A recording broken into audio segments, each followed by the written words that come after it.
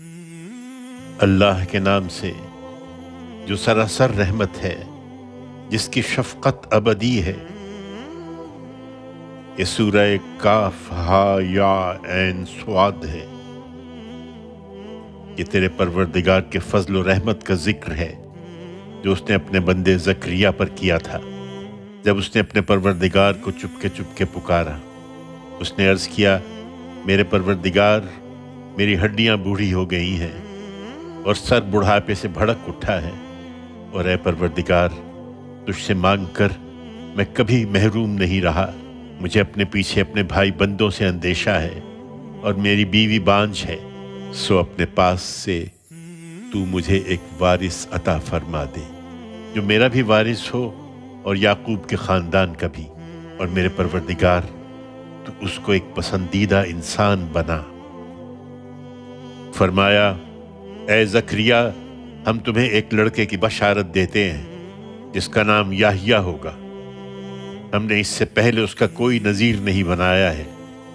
اس نے عرض کیا، پروردگار، میرے ہاں لڑکا کیسے ہوگا جبکہ میری بیوی بانجھ ہے اور میں خود بڑھاپے کی انتہا کو پہنچ چکا ہوں۔ فرمایا، ایسا ہی ہوگا، تمہارے پروردگار کا ارشاد ہے کہ یہ میرے لیے بہت آسان ہے۔ میں اس سے پہلے تمہیں پیدا کر چکا ہوں جبکہ تم کچھ بھی نہیں تھے۔ زکریا نے کہا، میرے پروردگار، میرے لیے کوئی نشانی ٹھہرا دیجئے۔ فرمایا، تمہارے لیے نشانی یہ ہے کہ تم 3 شب و روز لوگوں سے بات نہیں کر سکو گے جبکہ تم بالکل تندرست ہوگے۔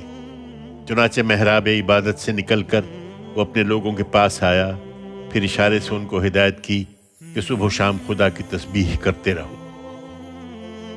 یہ بشارت پوری ہوئی، چنانچہ وہ بچہ سن رشد کو پہنچا تو فرمایا، اے یحییٰ، ہماری کتاب کو مضبوط تھام لو۔ ہم نے اس کو بچپن ہی میں حق و باطل کے درمیان فیصلہ کر لینے کی صلاحیت سے نوازا، اور خاص اپنی طرف سے سوز و گداز اور ظاہر و باطن کی پاکیزگی عطا فرمائی، اور وہ نہایت پرہیزگار اور اپنے والدین کا فرما بردار بھی تھا، سرکش اور نافرمان نہیں تھا، اور اس پر سلامتی کی بشارت تھی جس دن وہ پیدا ہوا اور جس دن مرے گا اور جس دن زندہ اٹھایا جائے گا۔ اب اس کتاب میں مریم کا ذکر کرو جب وہ اپنے گھر والوں سے الگ ہو کر بیت المقدس کے مشرقی جانب گوشہ نشین ہو گئی تھی اور اپنے آپ کو ان سے پردے میں کر لیا تھا۔ پھر ہم نے اس کے پاس اپنا فرشتہ بھیجا اور وہ اس کے سامنے ایک پورے آدمی کی صورت میں نمودار ہو گیا۔ مریم نے اسے دیکھا تو بول اٹھی کہ میں تم سے خدائے رحمان کی پناہ میں آتی ہوں، اگر تم اس سے ڈرنے والے ہو۔ اس نے کہا، میں تمہارے پروردگار ہی کا فرستادہ ہوں اور اس لیے بھیجا گیا ہوں کہ تمہیں ایک پاکیزہ فرزند عطا کروں۔ مریم نے کہا، میرے ہاں لڑکا کیسے ہوگا؟ نہ مجھے کسی مرد نے ہاتھ لگایا ہے اور نہ میں کبھی بدکار رہی ہوں۔ اس نے کہا، اسی طرح ہوگا، تمہارا پروردگار فرماتا ہے کہ یہ میرے لیے بہت آسان ہے۔ ہم یہ اس لیے کریں گے کہ وہ ہمارا پیغمبر ہو، اور اس لیے کہ ہم اس کو لوگوں کے لیے ایک نشانی اور اپنی طرف سے رحمت بنائیں، اور یہ بات طے کر دی گئی ہے۔ سو مریم اس بچے سے حاملہ ہو گئی اور بیت المقدس سے نکل کر اس حمل کو لیے ہوئے سب سے الگ ایک دور کی جگہ چلی گئی۔ پھر وہ وقت بھی آ گیا کہ زچگی کی تکلیف اسے کھجور کے تنے کے پاس لے آئی۔ اس وقت سخت بے بسی کی حالت میں اس نے کہا، اے کاش میں اس سے پہلے ہی مر جاتی اور بھولی بسری ہو جاتی۔ اس پر مریم کے نیچے سے فرشتے نے اس کو پکار کر کہا، غم نہ کرو، تمہارے پروردگار نے تمہارے پائیں سے ایک چشمہ جاری کر رکھا ہے، اور تم کھجور کے تنے کو اپنی طرف ہلاؤ، تمہارے اوپر تر و تازہ کھجوریں ٹپک پڑیں گی، سو کھاؤ پیو اور بچے کو دیکھ کر آنکھیں ٹھنڈی کرو۔ پھر کوئی آدمی دیکھو کہ کچھ پوچھنا چاہتا ہے تو اشارے سے کہہ دو کہ میں نے خدائے رحمان کے لیے روزے کی نذر مان رکھی ہے، اس لیے آج میں کسی انسان سے کوئی بات نہ کروں گی۔ اس کے بعد وہ بچے کو گود میں لیے ہوئے اپنے لوگوں کے پاس آئی۔ انہوں نے دیکھا تو کہا، مریم، تم نے یہ بڑی سنگین حرکت کر ڈالی ہے۔ اے ہارون کی بہن، نہ تمہارا باپ کوئی برا آدمی تھا اور نہ تمہاری ماں کوئی بدکار عورت تھی۔ اس نے جواب میں بچے کی طرف اشارہ کیا کہ وہی بتائے گا۔ لوگوں نے کہا، ہم اس سے کیا بات کریں جو گود میں پڑا ہوا ایک بچہ ہے؟ بچہ بول اٹھا، میں اللہ کا بندہ ہوں، اس نے مجھے کتاب عطا فرمائی اور مجھے نبی بنایا، اور جہاں کہیں بھی ہوں مجھے سرچشمہ خیر و برکت ٹھہرایا ہے۔ اس نے مجھے ہدایت فرمائی ہے کہ جب تک میں زندہ رہوں نماز اور زکوٰۃ کا اہتمام کروں، اور مجھے اپنی ماں کا فرما بردار بنایا ہے، مجھے سرکش اور بدبخت نہیں بنایا، اور مجھ پر سلامتی کی بشارت ہے جس دن میں پیدا ہوا اور جس دن مروں گا اور جس دن زندہ کر کے اٹھایا جاؤں گا۔ یہ تھا مریم کا بیٹا عیسیٰ۔ اس کے بارے میں اصل حقیقت جس میں یہ لوگ جھگڑ رہے ہیں، خدا کو شایع نہیں کہ وہ کوئی اولاد بنائے، وہ پاک ہے۔ وہ جب کسی بات کا فیصلہ کر لیتا ہے تو اس کو اتنا ہی کہتا ہے کہ ہو جا، پھر وہ ہو جاتی ہے۔ اور بچے نے کہا، یقیناً اللہ ہی میرا بھی رب ہے اور تمہارا بھی، لہٰذا تم اسی کی بندگی کرو، یہی سیدھی راہ ہے۔ یہ مسیح کی تعلیم تھی۔ پھر اس کے ماننے والوں کے اندر سے مختلف فرقوں نے باہم اختلاف کیا، تو اب ان کے لیے جنہوں نے ان حقائق کا انکار کر دیا ہے ایک ہولناک دن کی حاضری کے باعث خرابی ہے۔ کیا خوب سنتے اور دیکھتے ہوں گے جس دن ہمارے سامنے حاضر ہوں گے، مگر آج یہ ظالم کھلی گمراہی میں پڑے ہیں۔ اے پیغمبر، انہیں حسرت کے اس دن سے خبردار کر دو جب معاملے کا فیصلہ کر دیا جائے گا۔ اس وقت تو یہ غفلت میں پڑے ہیں اور مان نہیں رہے ہیں۔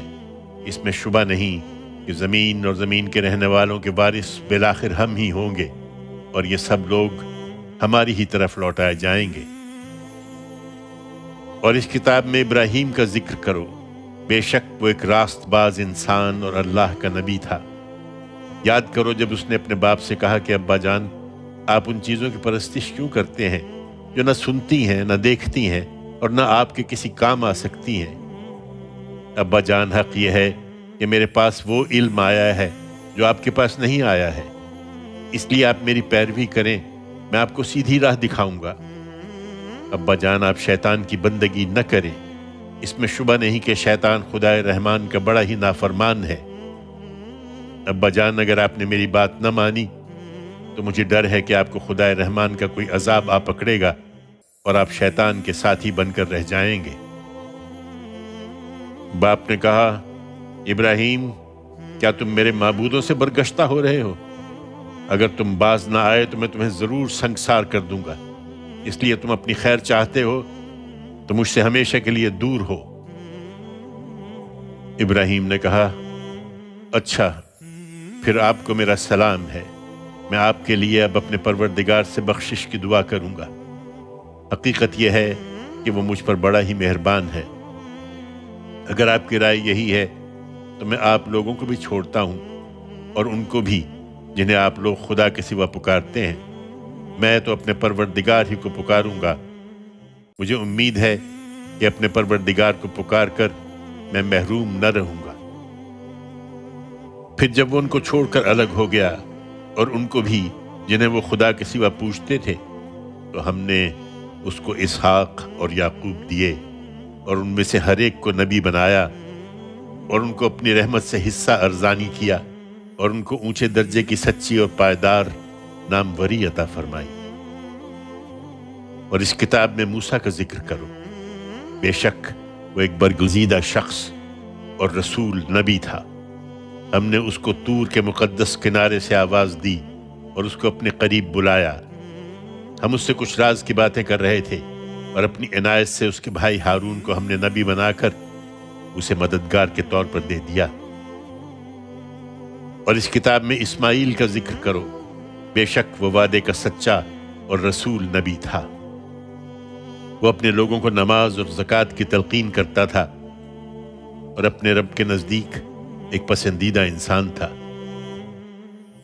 اور اس کتاب میں ادریس کا ذکر کرو، اس میں شبہ نہیں کہ وہ بھی راست باز اور نبی تھا، اور ہم نے ابراہیم کی طرح اس کو بھی اونچے مرتبے تک پہنچایا تھا۔ یہ لوگ ہیں جن پر اللہ نے پیغمبروں میں سے اپنا فضل فرمایا، آدم کی اولاد میں سے اور ان لوگوں کی نسل سے جنہیں ہم نے نوح کے ساتھ کشتی پر سوار کیا تھا، اور ابراہیم اور اسرائیل کی نسل سے اور ان لوگوں میں سے جن کو ہم نے ہدایت بخشی اور برگزیدہ کیا تھا، ان کو جب خدائے رحمان کی آیتیں سنائی جاتی تھیں تو سجدے میں گر پڑتے اور روتے جاتے تھے۔ پھر ان کے بعد وہ ناخلف ان کے جانشین ہوئے جنہوں نے نماز ضائع کر دی اور خواہشوں کے پیچھے چل پڑے، سو ان قریب وہ اپنی گمراہی کے انجام سے دوچار ہوں گے۔ البتہ جو توبہ کر لیں اور ایمان لائیں اور نیک عمل کریں تو یہی لوگ ہیں جو جنت میں داخل ہوں گے اور ان کی ذرہ برابر حق تلفی نہ ہوگی، ہمیشہ رہنے والے باغوں میں جن کا خدائے رحمان نے اس دنیا میں اپنے بندوں سے وعدہ کر رکھا ہے، جو آنکھوں سے پوشیدہ ہے۔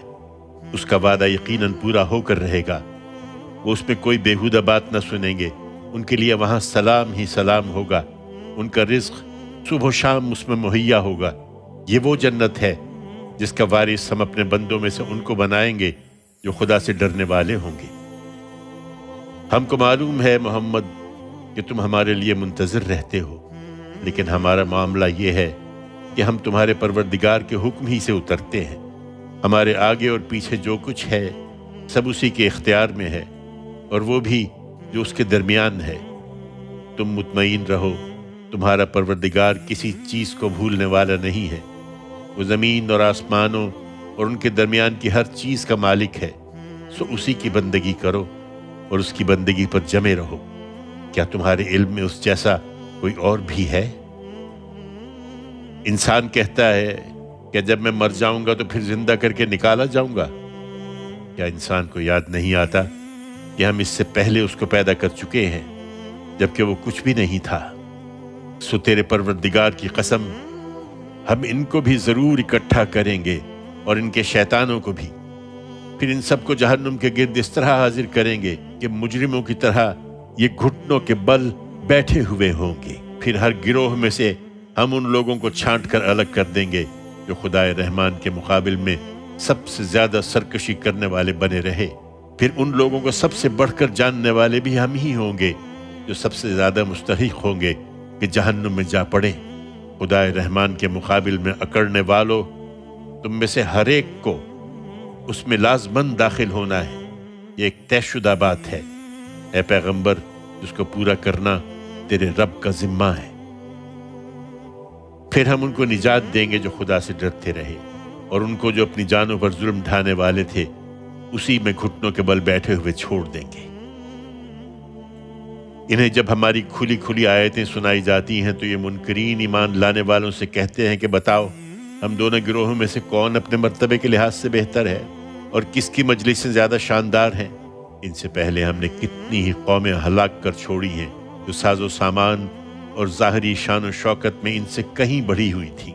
ان سے کہہ دو کہ جو لوگ گمراہی میں پڑے رہتے ہیں ان کے معاملے میں خدائے رحمان کی شان یہی ہے کہ ان کی رسی اچھی طرح دراز کرے، یہاں تک کہ جب وہ اس چیز کو دیکھ لیں گے جس کا ان سے وعدہ کیا جا رہا ہے، خواہ وہ عذاب الہی ہو یا قیامت کی گھڑی، تو اس وقت خوب جان لیں گے کہ کس کا درجہ برا اور کس کا جتھا کمزور ہے۔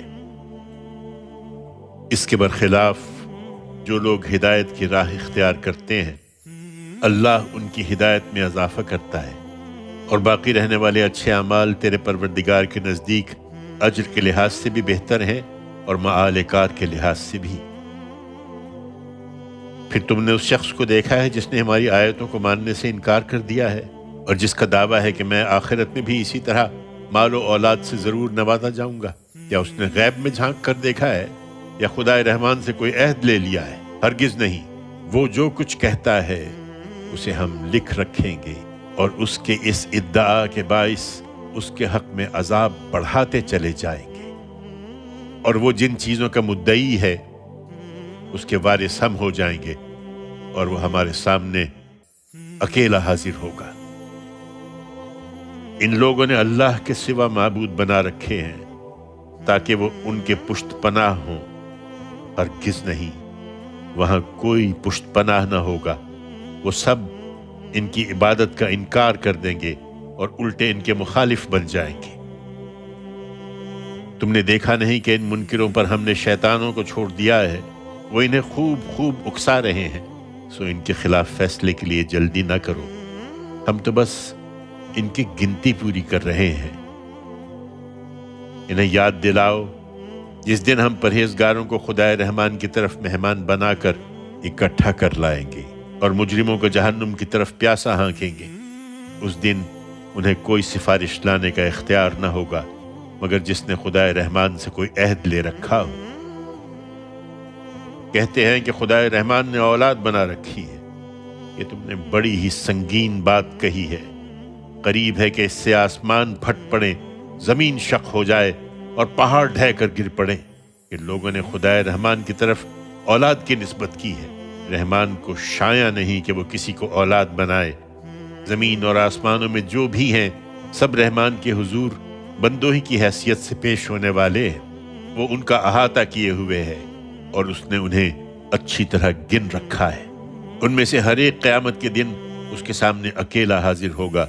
अलबत्ता जो लोग ईमान लाए और उन्होंने नेक अमल किए हैं, अनकरीब खुदाए रहमान उनके लिए अपने हुजूर में मेहर व मोहब्बत की फिजा पैदा कर देगा। सो ऐ पैगंबर, हमने इस कुरान को तुम्हारी ज़ुबान में इसीलिए सहल और मौजू बना दिया है कि तुम उन लोगों को इसके ज़रिए से बशारत दो जो खुदा से डरने वाले हैं, और इन हर धर्म लोगों को इसके ज़रिए से ख़बरदार कर दो। इनसे पहले कितनी ही कौमों को हमने हलाक कर छोड़ा है। क्या तुम उनमें से किसी की आहट पाते हो या किसी की भनक कहीं सुनते हो?